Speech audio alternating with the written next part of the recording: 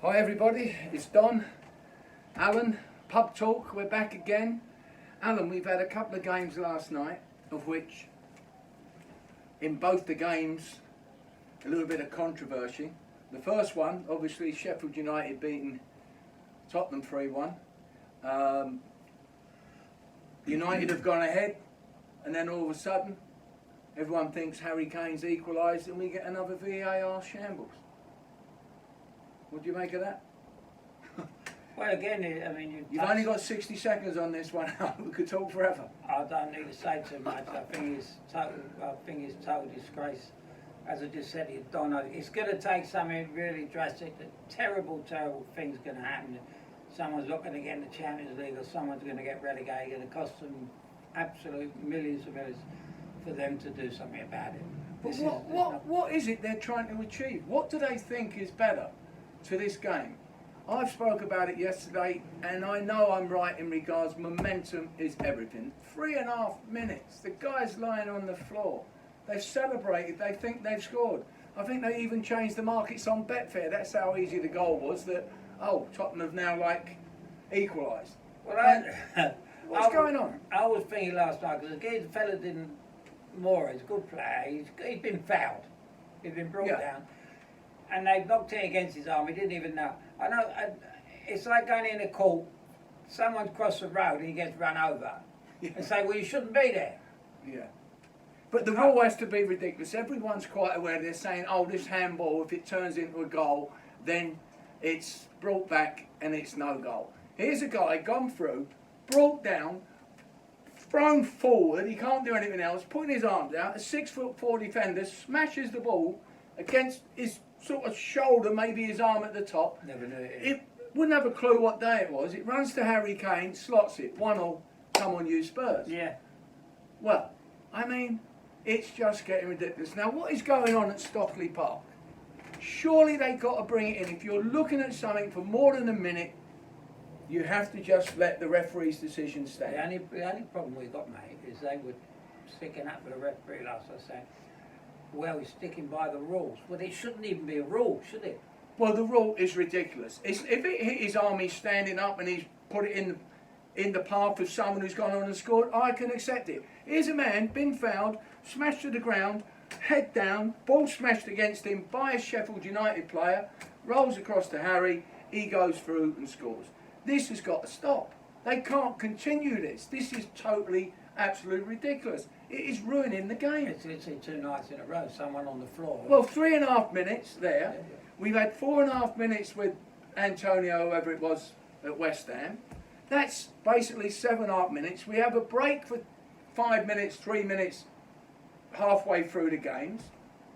This is getting like American football, 4 quarters. Hold on, stop, let's have a break. Yeah. What is going on? Look at the thing for a minute. If you can't see nothing, referee's decision, final, finished.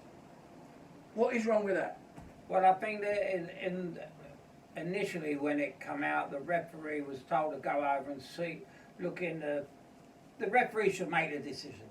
That's why he's a referee. You don't get a boxing referee stand there and look on the sideline and say, well, did he hit him in the face? Or did he hit him below the belt? It's up to the referee. You can't keep passing it over to them and they pass it back to you. It's everybody. We know it swings and roundabouts. Sheffield United, as we know, at Villa, were robbed by the VAR, incompetence of it. We've got 8 cameras, but sorry, we didn't know it was a foot over the line. So now this one has gone in their favour. As Chris Wilder has said, sportingly said, well, yeah, some go your way, some don't. Definitely. It ain't going to work out like that. It ain't going to work out with swings and roundabouts and levelling out. That's why you don't need VAR, because we've had swings and roundabouts forever with referees making bad decisions. There's no hesitation with a crowd. The crowd are right into it. The referees give a goal when it's only the ref, and we know it might be a little bit iffy, but the goal goes and we play again. This is like 4 minutes later, 3.5 minutes later. Good job you didn't play. Players are lying on the floor going, how long is this going to take? What are they doing to the game? I mean, what? I mean, Jose, after the game, I loved both the interviews last night. Jose Mourinho talking about it. When the commentator said, and what do you think of the decision? I can't say because I'd be in trouble. I was sitting up in the stand. And when he actually said, well, the commentator said to him, the interviewer said to him, well, what do you think? The referee was wrong? What referee? He is the assistant referee out there. The referee is in Stockley Park, sitting there having a large vodka or something, watching this computer. Do anybody monitor what they're doing? Are they having bets? Are they like, check to see what they're doing? This can't be happening. Do you know who's made the rules? Well, they just better stop making these rules. Because if common sense don't start prevailing in these situations, this is going to become partial. Now, the other week, as we know, Man City Chelsea, the ref didn't see it. Handball on the line, red card for the City player, penalty and a goal for Chelsea.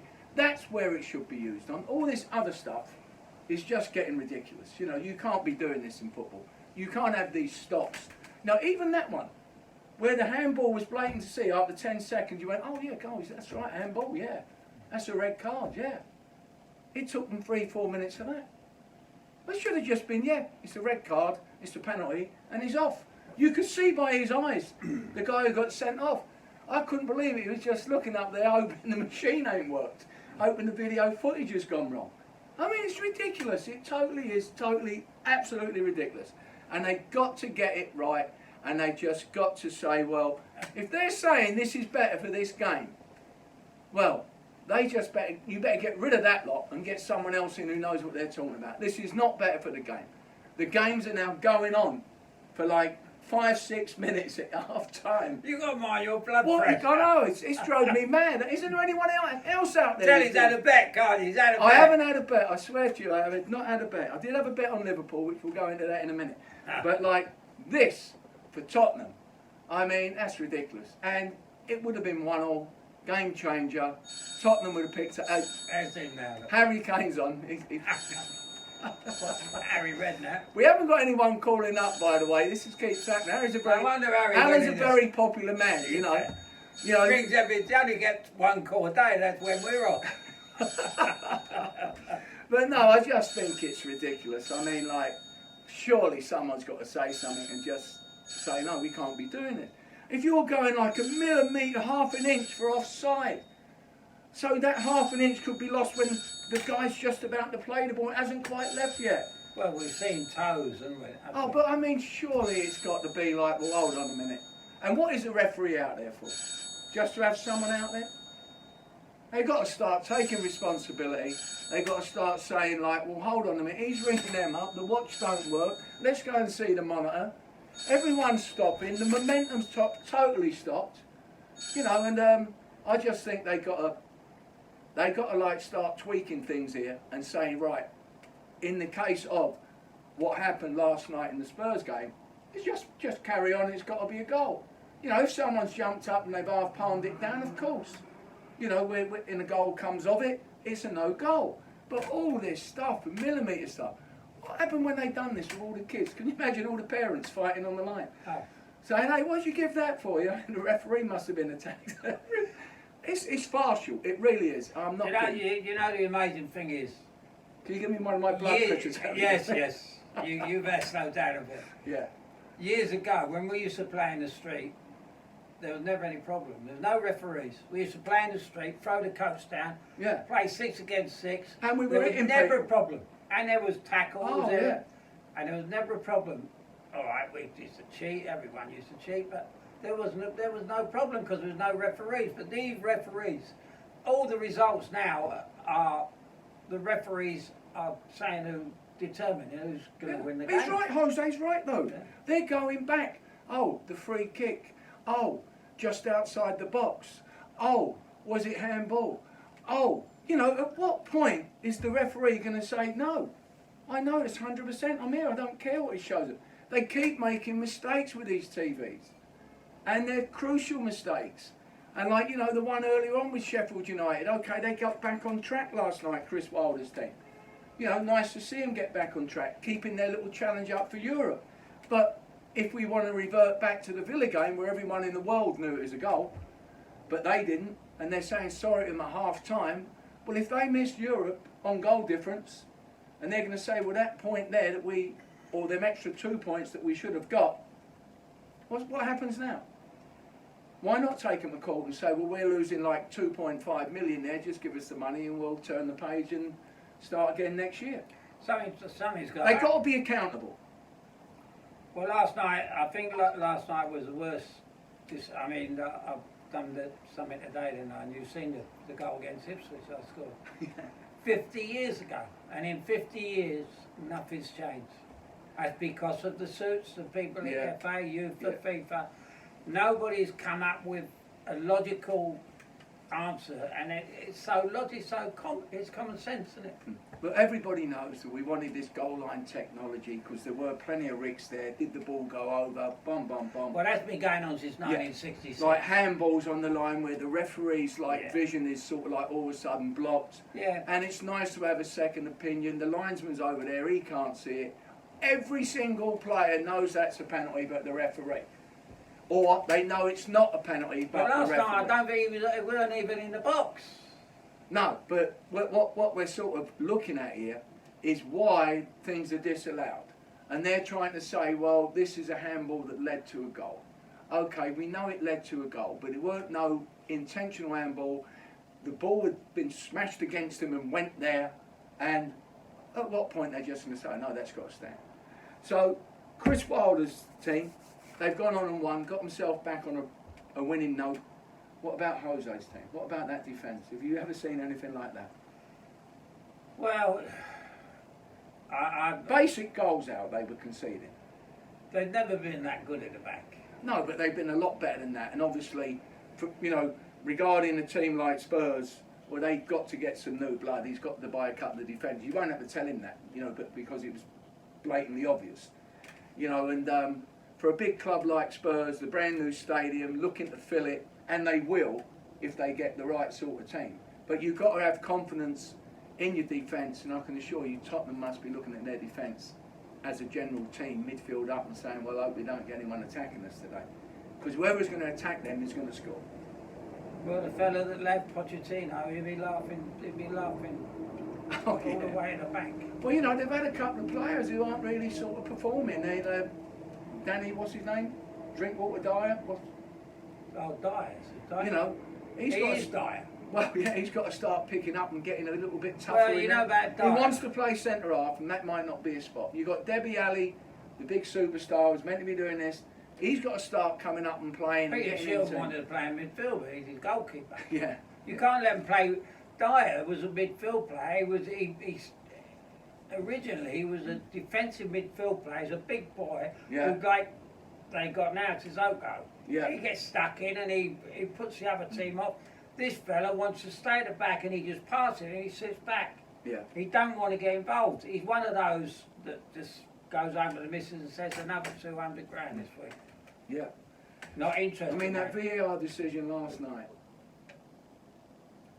has sent me on a bit of Strongbow side. I've gone on the oranges. Yeah. I've gone on the You've got to have a drink after them decisions last night. I mean, you just have to. The way Spurs are heading, and I like Spurs as a club, as a team. I've always liked their brand of football. But unfortunately, I can't see any improvement unless they get 2 or 3 players, a couple of defenders, someone up along with Harry or a midfield player. Otherwise, I'm sorry to say, next year it's going to be the same old story, a maybe team. And that's not really acceptable for a club like Spurs. Big club, used to winning trophies, get good players all the time. They've got to get results. Gone backwards. Yeah. We've gone backwards.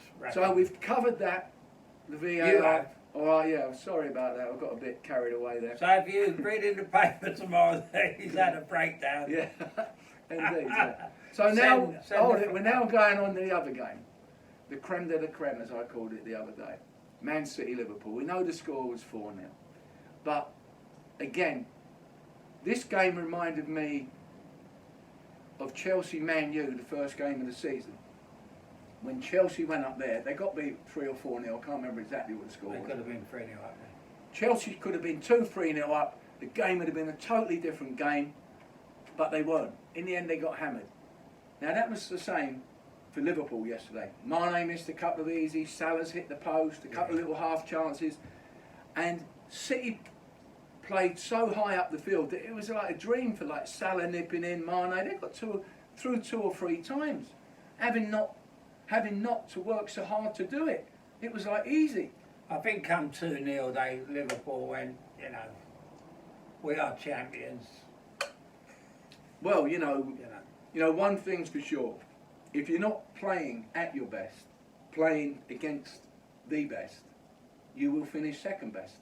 And that's exactly what happened to Liverpool in the second half. Like City, once you're 2 up, 3 up, and Liverpool want to play that pressing game, there is no pressing game anymore because they're just keeping the ball and they're knocking it around you and moving it. It's a little bit like that Olay, when the crowd do all that one. Yeah. No. And I love Liverpool. I think they've been tremendous this year. And I also like Jurgen Klopp in his interview where he stuck by the boy.